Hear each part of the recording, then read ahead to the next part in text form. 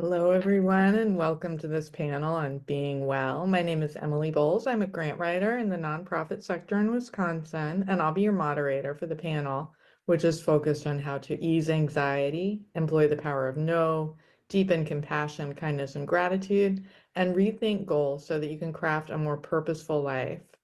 I'm going to invite each author to join us after I share a little bit about their books one by one. First, we have Daisy Buchanan with Read Yourself Happy from DK. Impatient readers might skip to the end of Daisy's new book with her endorphin-inducing list of books to bring joy, but it's worth taking time to immerse oneself in each chapter's advice about how to read yourself into emotional, psychological, professional, sensual, and liberatory states one page at a time. Amy Larocca with her book, How to Be Well from Knopf. Amy's created a book about wellness that disrupts the goop with affordable, accessible approaches, all designed with people's real health in mind so they don't lose their minds. Anne-Laure's Cunff's Tiny Experiments from Avery, sorry there. Anne-Laure's new book is on one level, her own and a collective retelling of the hero's journey that offers readers a path that's not linear and instead allows for curiosity, complexity, and commitment to growth. And then Dr. Sunita with Defy from One World. With her new book, physician turned organizational psychologist, Sunita redefines Defy, saying to act in accordance with your true values when there's pressure to do otherwise. The book empowers readers to rethink compliance so that they're able to put their values into action. And what I'd like to do, just to get us started, is to pose a question to the group. Collectively, these books touch on wellness in multidimensional ways, from recognizing exploitive hierarchies in wellness culture, understanding real self-care, making authentic rather than expected choices, and seeking out community in reading, writing, and reflecting in ways that make your life purposeful. With that in mind, I would love to hear from you guys about a self-help or a wellness trend that you wish people would forever remove from their list of New Year's resolutions. I would say the main thing I wish people would not do for their New Year's resolutions is spend any money at all on wellness. So I think if you're going to do any thing, it's like, don't buy something expensive that's going to fix your wellness life in the new year. I would say if you're going to make a resolution that has to do with wellness, make it something that costs nothing. Take a nap, go for a walk, drink more water, things like this. Try and if you're gonna make one wellness resolution, make it something that's free. I would start there.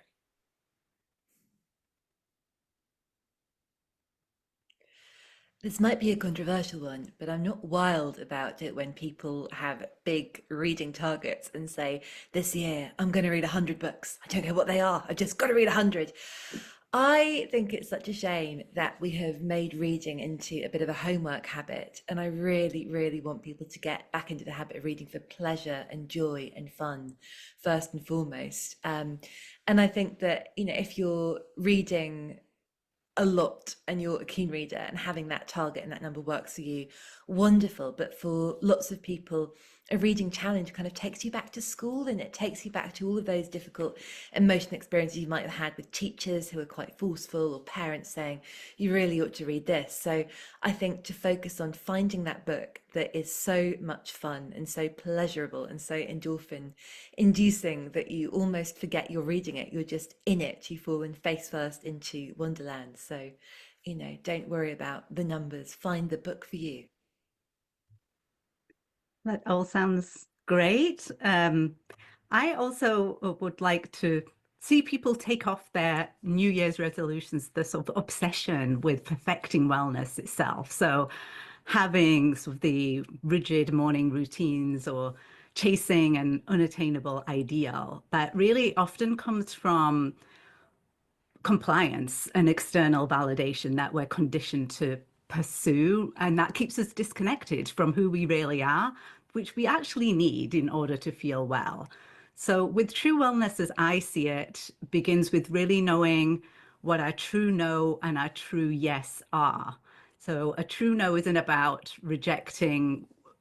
A true no isn't just about rejecting what doesn't serve you. It's about creating space for what does. So if you have your true yes, which aligns your actions with your values, it helps you lead you towards a more authentic, intentional life. So instead of just following the latest wellness trend because it's popular, you might want to just pause and ask yourself, why am I really doing this? Is it because it aligns with who I want to be? Or is it because that's what's expected of me? So we often have all these shoulds. I should do this. I should do that. I should lose X amount of pounds. I should become more productive. And wellness isn't about getting everything right. It's about honoring what's right for you. And that often means defying societal pressures and expectations and prioritizing what really brings meaning and joy to your life. I love this. It really resonates with me. And I really liked what you said also, Daisy, about letting go of reading goals. And I want to take it up a notch with making it a bit controversial. I think we should just let go of New Year resolutions completely.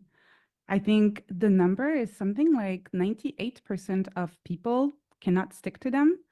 And I don't think that's because 98% of people are bad at New Year resolutions. It's because New Year resolutions are bad. And instead of having those impossible goals that none of us can stick to, I think we should have fun, exactly as Daisy said, and exactly as Sunita said as well. Have fun, experiment, try something new, and also embrace the fact that if it doesn't work out, that's completely fine.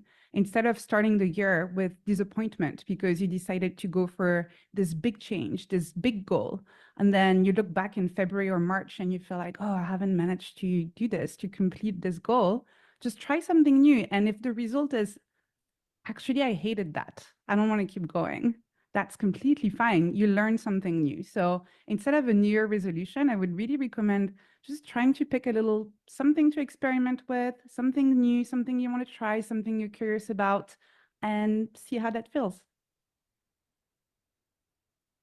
Okay, wonderful. I'm feeling kind of seen because if we were having this panel discussion in about 5 weeks, I would have done all the things that you just said not to do. So thank you. Now I'd like to move on to a couple of questions that pair you guys together and look at your works in more of a dialogue. First, for Sunita and Anne-Laure, I love that you give your readers compasses in your books. Sunita with your Defiance compass and Anne-Laure with your experimentalist toolkit. You've given us visual, actionable ways to identify how we might be compliant and begin to acknowledge where we want to interrogate that and what navigational points we need to move from compliance towards something more authentic or intentional. I'd love to have you guys walk us through how you've kind of tried out these tools in your own lives.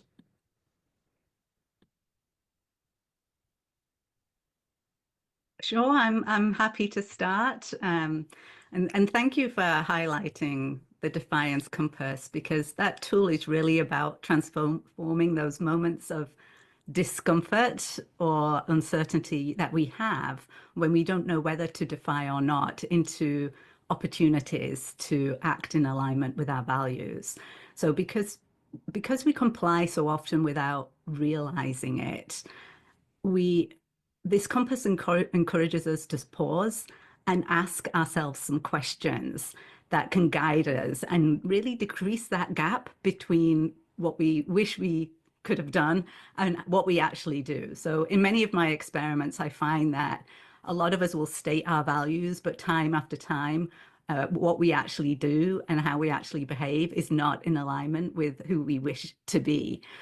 And so the three questions are, the first one is, who am I? And we often ask these questions implicitly when we're making any decision, and I'm asking people to make them more explicit.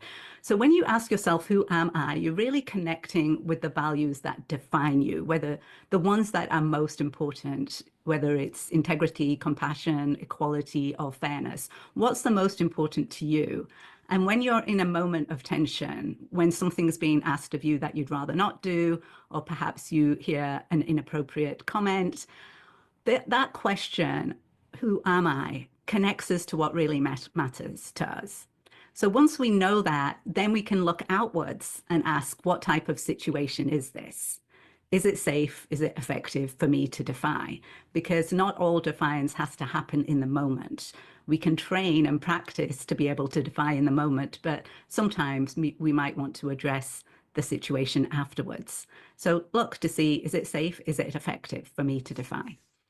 And then the last question, which closes the compass after who am I, what type of situation is this, is what does a person like me do in a situation like this?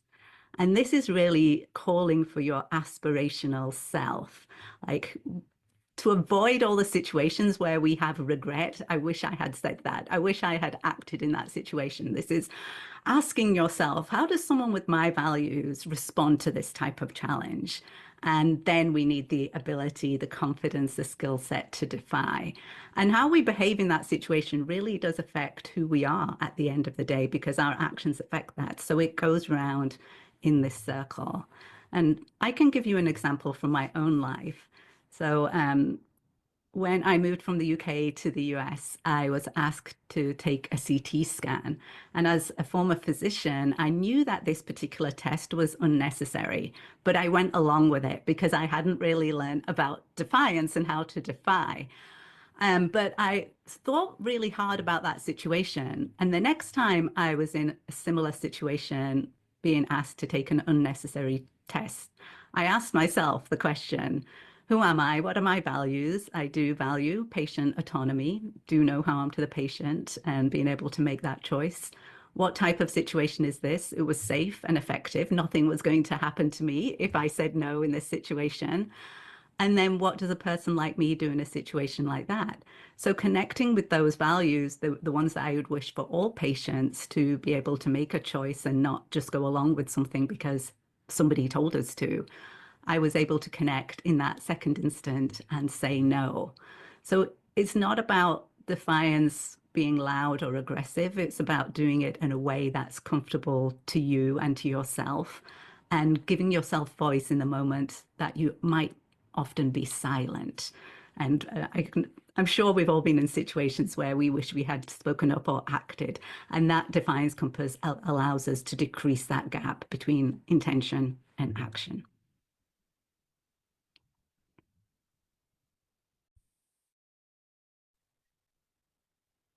I mostly use curiosity as a compass. I try to look at any challenge, any situation, problem, doubt, or source of uncertainty with a kind form of curiosity. So when I struggle with something, instead of blaming myself or judging myself for not being able to do the thing, I try to just ask myself, why is it that I'm struggling here? And it hasn't always been like that. I used to be, I think I still am at heart a perfectionist. So this is why it's helpful for me to have a toolkit and something I can apply in a bit more of a systematic way. Because if I just listen to my natural tendencies, self-blame would very often be the natural response that I would have. So being able to use this as a compass has been very helpful for me. And in terms of giving you an example for my life, I want to pick something that I think everybody will relate to, because it's something we've all struggled with and that we're all very comfortable talking about at a conceptual level, but we don't like admitting to, and that we tend to blame ourselves for. And that's procrastination. When we procrastinate, we tend to feel like it's our fault, that something is wrong with us. We keep asking ourselves, why am I not doing the thing that I think I should be doing? And very often we try to solve that problem with willpower, just pushing through. So what does that look like if instead you use curiosity as a compass? If you start asking yourself, okay, what's going on, without self-blame or self-judgment, a little bit like a scientist, right? When a scientist doesn't get the results that they expect, they don't go like, shame, shame, I'm such a bad scientist, right? They just ask, what's going on here? What can we learn from this? So in the case of procrastination, you can ask yourself, is this coming from the head, from the heart, or from the hand? If it's coming from the head, it means that at a rational level, you're probably not fully convinced that you should be working on this. If it's coming from the heart, it means that although you're convinced at a mental level that you should be doing it at a rational level, at the emotional level, you're not fully convinced that this is going to be fun. And if it's coming from the hand, if the procrastination is coming from the hand, then it means that even though at a rational level, you think, yes, I should be doing this thing, at the emotional level, you feel like, oh, that could be fun. At the practical level, you don't feel like you have the right skills or tools or expertise or support in order to be able to do this. And the great thing is when you start applying curiosity in a systematic manner like this, you can also solve those problems and challenges in a systematic way.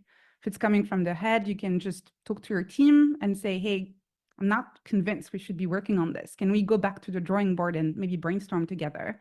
If it's coming from the heart, you can maybe grab a colleague that you think is fun to work with and go to a coffee shop together, do a little virtual co-working session, just make it fun. And if it's coming from the hand, instead of being paralyzed and feeling like you're doing something wrong, then raise that hand and tell your colleagues you need help, maybe coaching or mentoring or more resources. So you can apply this to literally anything in your life. That can be applied to your wellness in general. If you're feeling tired in the morning when you wake up, if you're stressed, if you're anxious, if you feel like you just snapped at your partner for no apparent reason, instead of blaming yourself, start with curiosity. Ask yourself, again, without self-blame or self-judgment, just like a scientist, what is going on here? And it will be much easier to find an answer than if you push through with no kindness at all. I absolutely love all of that. And I think it kind of leads really nicely to the question I had for Daisy, that idea of curiosity and non-judgment, really. I think, Daisy, in your book, you use an analogy about reading and weightlifting with the idea that we might lose strength or regain reading muscle. I know I have experienced that post-COVID. Some of my past comfort reads feel really heavy, like I can't pick them up anymore. So what kind of quickie strength training circuit would you recommend for us if we're trying to rebuild muscle as readers? I love that question, and I think that is really widespread, especially post-COVID. I would say, what subject is fun for you? I think for a lot of people, fiction is hard, and I've definitely found that very beautifully written literary fiction in some, a place I'd normally go to. It's that bit harder for us to kind of suspend our disbelief after a time we couldn't really go outside or see each other. Personally, I really, really love music memoirs, books about pop music. I've just read a really fun oral history about hip hop. It's a really fun oral history about MTV that I love. And I think as well, books written by my amazing fellow panelists. If you're a person who loves a good book about self-improvement that's quite forceful and gives you lots to do, that might feel exhausting and draining. Read one of these guys' brilliant books instead. But if you love gardening, read a gardening manual. If you love food, you can read a cookbook like a novel. Reading is supposed to enhance the joy in all areas of your life. And I think it's so difficult now as well, because it's a bit like, the big prestige TV shows. There's a certain cachet to reading certain books and the big prize winners and everyone going, oh my goodness, have you read? And like two of the books I loved this year were All Fours by Miranda July and Long Island Compromise by Taffy Broder Akensner. But when I wanted to talk to people about these books because I love them so much, and people looked a bit panicked, like I was asking to see their homework, like, no, I've not read it yet. I'm like, it's fine. There are books that you will fall in love with, coming out now that you might not get to for 10 years. That is fine. And also there's a wealth of books that came out 10 years ago or longer that you've not got to yet. And maybe the time is now. So yeah, just absolutely follow your gut in where you're curious. any bookstore you go to, get talking, because honestly, booksellers live for recommendations, and libraries as well. Librarians are fabulous and wonderful. And if you were to say, look, I love this obscure thing, I'm really passionate about this, is there a book about it? They will know it, and they will say, come on down. And it's a never-ending treasure hunt. The more you read, the more you'll be led to. I mean, you might find yourself racking up those sort of 100 reads or more a year, because you'll be open to so many things, inspired by so many things. I definitely, but I'm a big fan of, like, I will read anything that's written in oral history form. There's a British book called Tales from the Colony Room, and it's about the bar that Francis Bacon and Lucian Freud hung out in. And the idea of, I've tried to read quite dry books about art history and got nowhere. And this is just told as gossip, the mid to late 20th century in pure gossip form. And I was like, yes, I'm in 100%. Lily Nolik's Didine Babbitt again. Nolik is a very smart writer who understands what it is to write social history, but she knows that people love gossip. So yeah, if it's, and again, I think this goes back to what Anne-Laure was just saying, what everyone has been saying actually, and Sunita, if the book doesn't feel right, it's not you, it's not your fault. You'll resent the book, but it's not you. You might come back to it. If the book is meant to be in your life, it will bring you pleasure when it's supposed to, and it just might not be now. So life really is too short not to read the thing that is fun and joyful. And like, for example, I'm a massive Ina Garten fan. I read her books like novels. I love her. I love Barefoot Contessa. She's got an amazing memoir that came out a few months ago. You might read her memoir, and then you'd be inspired to go and read a political memoir, because she talks about her time, working kind of in that realm. And then, yeah, it's, like I said, it's an endless source of joy. And I think we have to, in this completist society where we're all just wanting to be like, done, finished, to do, completed life. The brilliant thing about books is we have to come to peace with the fact that we're never done, and that is wonderful.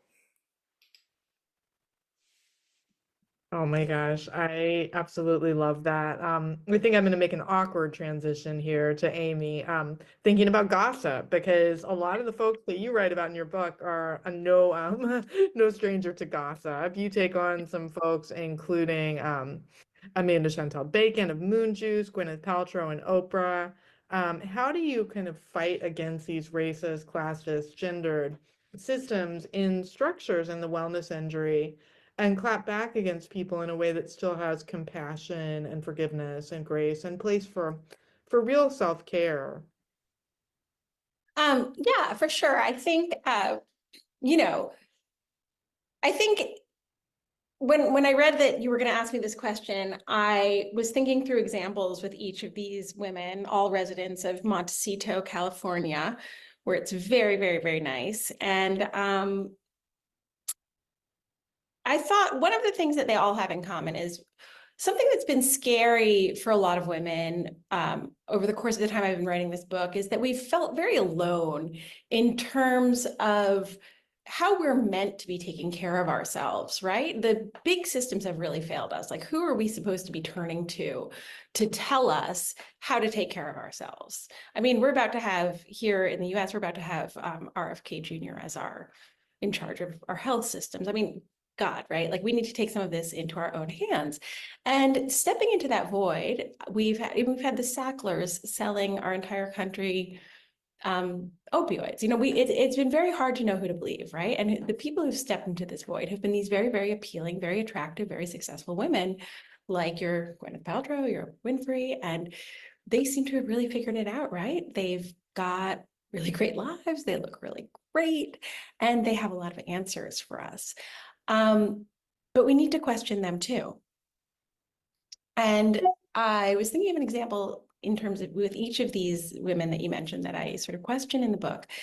And the first one to come to mind is Goop. And you can be reading Goop and you could think, God, I know that one of Goop's mantras is, we just ask the questions, right? Like, we just raise the question. So first you're reading about BPAs and you're thinking, God, just bought this shampoo and just, at the local pharmacy, and it was in a plastic bottle, and God, that's releasing BPAs. And God, do I really do I value myself? Do I care about myself? Do I care about my family, that I would bring this thing into the shower in my house, and the heat releases these chemicals, and these chemicals are very, very dangerous. God, I was just buying shampoo, and oh God, the shampoo itself, oh my God, my morals are tainted. It was tested on an animal, this adorable animal, and what are these chemicals in it? They don't use these chemicals in Europe, and oh my God. And oh, now here's an article on, I can enter my zip code and it's going to tell me what's in this water. And in my zip code, the water in my zip code, oh my God, look at all these things, these carcinogens that are in the water in my zip code. Why do I even live in this zip code? I should live in Montecito. I should at least have a filter in my shower. Oh my God, oh my God. Okay, here at the end of this story, I can click on this link and there's a $200 shampoo. And it's for sale by Goop. And it comes in this very, very, very beautiful glass bottle. And if I were self-respecting, like Gwyneth is self-respecting, and if I were beautiful and self-realized and self-actualized, and if I cared about my family, if I cared about myself, and I would use, that's the shampoo I'd be using. And that's the sort of conclusion that you reach. And then you realize that you are in a really vicious game in which you're getting this information, and is it right? Is it more right than other information? Is it less right than other information? Are we just asking questions here? Well, at the end, you're benefiting someone. Are you benefiting yourself? Are you benefiting Gwyneth Paltrow? Are you preventing yourself from getting cancer more than you're facilitating that house in Montecito where she's using the $200 shampoo? And you just can start going down these rabbit holes of these spiraling things, right? And you could really lose your mind pretty fast. You could really go nuts. And, you know, in the case of Oprah, after an article I wrote in the New York Times, I was invited to go, and I love Oprah. I mean, you know, I'm an American woman who doesn't love Oprah. And I was invited to go to a taping with menopausal women from the tri-state area, Oprah super fans of menopausal age in the tri-state area. And we're all in this room. And, you know, there's this big controversy going on about whether or not hormone replacement therapy is safe, right? And this is another example where you're like, who am I supposed to believe? For years, we've been told that HRT is not safe. Now we're being told it's safe. And these are things you don't really want to be rolling the dice on, right? This is your health. And you've been told one thing. What are you supposed to believe? You really don't want to gamble on your health. And now I'm in this room and it's Oprah Winfrey, and she is describing hormone replacement therapy as like, it is going to pay your taxes. It is going to clean your kitchen. It is going to solve every problem you've ever had in your life. And if you sit down and you really do the research, you will understand that previous research that told you HRT was unsafe was very flawed. And the current idea that HRT is going to fix everything for everyone is also very flawed, and that it's a much more nuanced and complicated situation. But you're not going to have a very successful TV show if you go through the very boring nuances of how hormone replacement therapy works for certain women with certain symptoms in certain situations. There might be women for whom hormone replacement therapy is very, very, very safe. It doesn't work that well. Or it works for these symptoms, but not those symptoms. Or it worked for this, but you're still going to need your anti-anxiety meds because it really isn't working for that. But like if you were in that room, it's like a revival tent. And you are like throwing your crutches down and you can walk.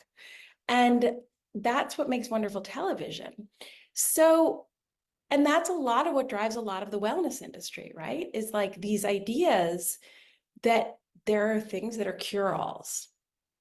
And so I think when you are mixing something like medicine and health with entertainment, you're in a kind of dangerous space. And you have to remember what aspects are medicine, what aspects are health, what aspects are science, and what aspects are entertainment, and what aspects are capitalism. And we have mashed all of these things together in this thing called wellness.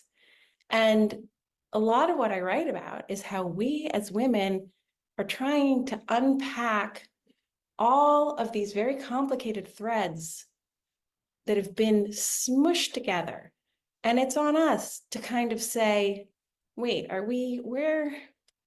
what's what in here? What's what? Because a lot of it has been put on us, and it's become our responsibility to unpack what is the spa? What is my health? What is fun? What am I just having a good time doing? What is my responsibility to take on as my own? And what is just moving someone else to Montecito? Absolutely. I think everything you're saying about the systems and structures that are in place, and how they benefit certain individuals and organizations kind of lead to what I wanted to ask you guys about next. So again, Amy and Sunita, I'm thinking since the pandemic, there has been a lot of writing in the wellness space that looks at the interpenetration of rest and resistance. Both of you ask your readers to embrace, not always, but intentionally, acts of resistance that are going to help them create standards for themselves outside of expectations. How do you strike that balance between knowing when to resist and how to rest? Well, I've just talked so much. Sunita, do you want to have something to say? Sure. So this is a really important question, especially in the culture that we have that often views resistance as sort of relentless action and doing something and rest with weakness, you know.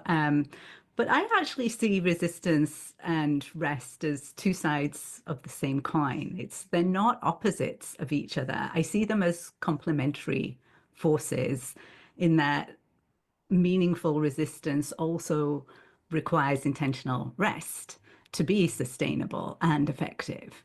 And when we think about resistance, it could be defying an unreasonable request, and it could be speaking up against acts of injustice or setting boundaries. And it's easy to imagine those as big, dramatic moments that require a lot of us. And in fact, I really talk about how can we be defiant that's more natural to us with less stress and less angst. And really, resistance is about creating a life aligned with your values, and then also understanding when it's time to recognize your limits and step back. And that's where the intentionality comes in when we think about it. So during the pandemic, I was overwhelmed by the constant pressure to sort of meet expectations, and whether it was professional or personal. And where my moments of resistance came in was saying no to the endless Zoom calls or even self-imposed productivity demands. And so there's moments when resistance looks like speaking up in action and advocating, but there's also moments where it means saying no and resting. And that aspect of sort of consciously deciding when we want to rest and when we want to act is really important. And so sometimes we want to go along with something, not because of our default wiring and socialization and because we're wired to comply, which I advocate for really becoming conscious about, but we want to do what I call conscious compliance, when we know that the risks of defiance are too big or the benefits are too meager. And in those situations, it's striking the balance between resistance and rest. And sometimes the most powerful act of resistance is actually saying no, not to external demands, but sometimes your internal voice telling you have to do it all. So we want to rest, recalibrate, and resist with clarity, purpose, and strength.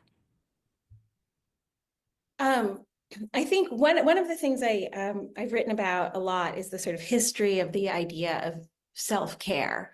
And without going too deep into the history, it is an idea that has, both medical and political roots, and has been very connected, in the idea of self-care as a political act is something that came largely out of the Black Panther Party in the 1960s with the women's healthcare centers, that again, started building up steam as marginalized groups who society at large was not really interested in the well-being, protecting the well-being of certain groups. And therefore, when those groups, like women, or, who the healthcare systems in society are not set up to protect, when those groups do seek to protect their own health, that does become a political act. And then, so that notion that self-care is a political act has sort of grown, right? And I think in some cases gets a little bit misused in the wellness world about when self-care is political, when it can be seen as an act of political resistance. Has potentially become a little bit overused given its political roots. But I think that certainly when you look at the idea of rest, it's also, the idea of rest has changed very much in terms of how it is conceived as a wellness virtue, right? In the 80s, you had rest was not considered a wellness virtue, right? Like if you were a successful person, you slept 3 hours a night, and then you were like up at dawn and being an executive and doing this and that. And now every executive is talking about their 9 hours of sleep and wearing their Oura ring and posting their scores in the 90s. So it's like, the idea of rest as a valuable commodity has completely changed. And, to be a successful person now is to be someone who understands the value and the kind of commodity that rest is. And, you can rest, like, you can meditate, you can get your brain waves down, you can, all these different things. So rest is also considered, like, I think, a very valuable commodity in kind of wellness culture at this point. All right, thank you. Anne-Laure, I think that really dovetails kind of nicely to what I wanted to talk to you about with that idea of rest and sustainability as well. I think a through line in your book is learning how to manage energy and intention instead of managing productivity. How do you sell that to people who kind of like what Amy's talking about, are used to that, like, I'll sleep when I'm dead kind of mindset? Yeah, I think as a neuroscientist, people expect me to cite many of the hundreds of studies that have been conducted and that show that hustle culture is just bad for you. It's bad for your mental health, it's bad for your creativity, it's bad for your relationships. But what I've noticed with the people I work with is that most of them know that already. A lot of high performers, kind of A-type kinds of people usually have that knowledge. They might not have read the actual papers, but they know of the studies and they know that pushing themselves in this way is unsustainable. So what I find more useful, rather than just telling them about the data, which doesn't always work, is to simply ask them what they're optimizing for. This is a question that we rarely ask ourselves. And the way we go about our daily lives and our work, what are we really optimizing for? And if we answer it truthfully, it can actually be a very uncomfortable question to explore. Because often, if we're being honest with ourselves, we might be optimizing for the approval of others. We might be optimizing for giving ourselves a sense of safety, security that we might have been lacking in the past. We might be optimizing for praise from our peers or from a manager. And because of that, we end up as an indirect factor optimizing for productivity. We're not really optimizing for productivity. That's not really what we want. It's just the kind of medium through which we try to attain these other things that we are seeking in an unconscious, subconscious way. So by making that unconscious conscious, we can start then deciding again what it is we're optimizing for. And really, when you think about the fact that we have this one precious life, what do you want to optimize for? And most people want to actually optimize for feeling alive, for really enjoying this very precious limited time that we have here. And that means that work can look very different when that's what you're optimizing for. So this is usually a more generative conversation with the people I work with rather than just telling them about the data. We know that, but we need to really connect with the emotional roots of why it is that we're hustling, working so hard to the point of burnout sometimes. The answer very often is emotional rather than rational. I think that is so true. And again, I think again leads to what I wanted to talk to Sunita about, which is how do we, once we kind of get that why, right? How do we get to the how of how do you pause when you need to? Yeah, so I'm glad you asked me about the pause. I call it the power of the pause, and it's one of my favorite concepts to talk about because the pause seems deceptively simple, but it's really profoundly impactful in numerous ways. Because when we face a situation, a challenging situation, we often feel this pressure to either just go along with it, comply, especially if you've been socialized to do so, or you react instinctively, emotionally with some kind of outburst. And both of those ways I'd like to avoid. And one way to manage that is with the power of the pause. And I realized that myself inadvertently in one situation where I was thinking about some of the social pressures that we have to rely and reflecting on this. And I remembered a meeting that I had with a financial advisor that I met, the first financial advisor I ever met in my first job when I was working as a junior doctor in the UK's National Health Service. And I received this invitation to meet with one for free at work. So I thought, why not? I'll go along and have a break from this intense, like 1 in 2 on call that I was doing.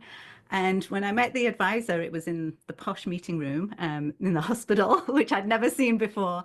And everything was very comfortable. And Dan, the advisor, he was like tall, handsome, nice suit. And he built up this amazing rapport with me. And we spent about an hour talking about my extremely limited disposable income at the time. And at the end of that hour, he recommended that I invest in a couple of funds and that he was going to write a report for me. And all of this was for free. So I was impressed. And since I was so tired, I blurted out, "What's in it for you?" And I couldn't believe, right? It sounds so great. And he said, "Well, there's no such thing as a free lunch.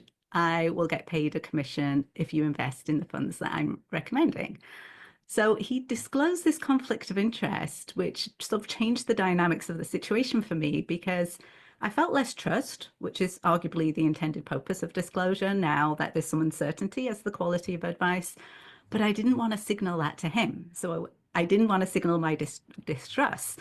And this psychological process, which I now call insinuation anxiety, that I don't want to insinuate that you could be biased by your ulterior motive or incompetent, pressures us to comply. And I felt so uncomfortable that I was about to just sign on the dotted line. And in the experiments that I've conducted, have shown that this pressure can be so great that we end up going along with things with this type of disclosure than without it. And what happened in that situation was that my pager started beeping and I had to leave. And that actually saved me because when I thought about this afterwards, I was like, I don't have actually any amount of money right now that I can spend on these funds.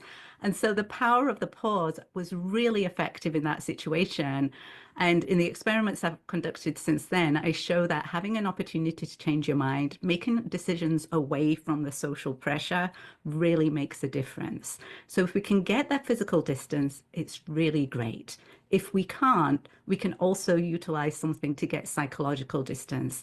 And that requires us to talk to ourselves in the third person. So sort of saying, just closing your eyes, Sunita, is this what you really want in this situation?